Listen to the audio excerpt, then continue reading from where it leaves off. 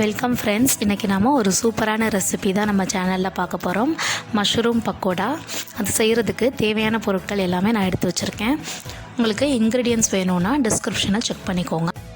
இப்போ இதை நம்ம செய்ய ஆரம்பிச்சிடலாம். அதுக்கு ஒரு க்ளீன் பவுல் எடுத்துக்கிட்டேன். அந்த பவுலில் நம்ம பஜ்ஜி மிக்ஸ் ஆட் பண்ணிக்கலாம். ஆட் பண்ணிவிட்டு கார்ன்ஃப்ளவர் ஆட் பண்ணிக்கலாம். சிக்கன் 65 பவுடர் ஆப்ஷனல் தான், வேணும்னா ஆட் பண்ணிக்கலாம். நல்லாயிருக்கும் அந்த ஃப்ளேவர், அதுக்காக ஆட் பண்ணியிருக்கேன்.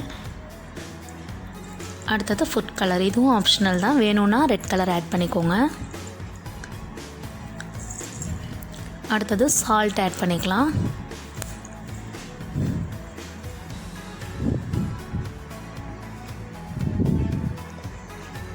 இது எல்லாத்தையும் ஆட் பண்ணிவிட்டு தேவையான அளவு தண்ணி ஊற்றி மிக்ஸ் பண்ணிக்கலாம்.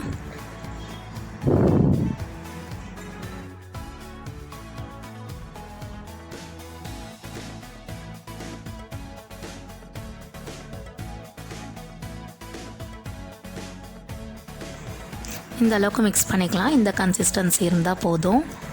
இப்போ இதில் நம்ம மஷ்ரூம் ஆட் பண்ணிக்கலாம். மஷ்ரூம் எல்லாத்தையும் ஆட் பண்ணிவிட்டு நல்லா மிக்ஸ் பண்ணிக்கலாம்.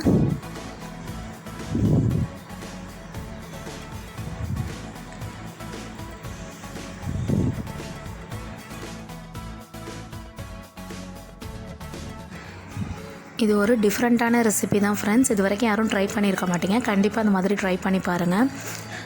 இது சைட் டிஷ்ஷாக நம்ம ரைஸ்க்கும் சாப்பிட்லாம். ஈவினிங்கில் டீ டைம் ஸ்நாக்ஸாக கூட இதை சாப்பிட்லாம். ரொம்ப சூப்பராக இருக்கும். குழந்தைங்களும் ரொம்பவே என்ஜாய் பண்ணி சாப்பிடுவாங்க. கிறிஸ்பியாக இருக்கிறதுனால நல்லாவே இருக்கும். இப்போ இதை நம்ம பொரிக்க ஆரம்பிச்சிடலாம். இதுக்கு ஒரு பேன் வச்சு ஆயில் ஹீட் பண்ணிக்கலாம்.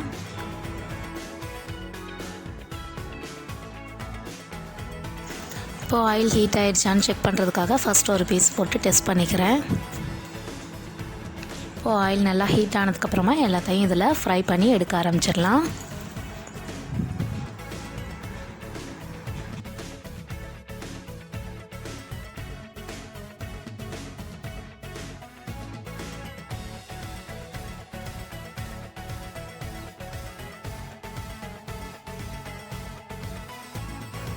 ஓகே, இப்போ இது ரெடி ஆகிடுச்சு. வெளியில் எடுத்துடலாம்.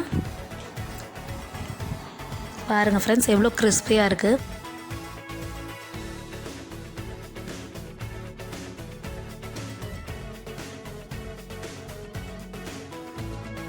அவ்வளோதான் ஃப்ரெண்ட்ஸ், இப்போ ரொம்பவே சூப்பராக நம்ம மஷ்ரூம் பக்கோடா ரெடி ஆகிடுச்சு. இது எப்படி இருந்ததுன்னு செஞ்சு பார்த்து கமெண்ட் பாக்ஸில் கமெண்ட் பண்ணுங்கள். இது வரைக்கும் நம்ம சேனலை சப்ஸ்கிரைப் பண்ணாதவங்க சப்ஸ்கிரைப் பண்ணிவிடுங்க. வீடியோ பிடிச்சிருந்தால் லைக் பண்ணுங்கள். மறக்காமல் நோட்டிஃபிகேஷன் ஐக்கானை ப்ரெஸ் பண்ணிவிடுங்க ஃப்ரெண்ட்ஸ்.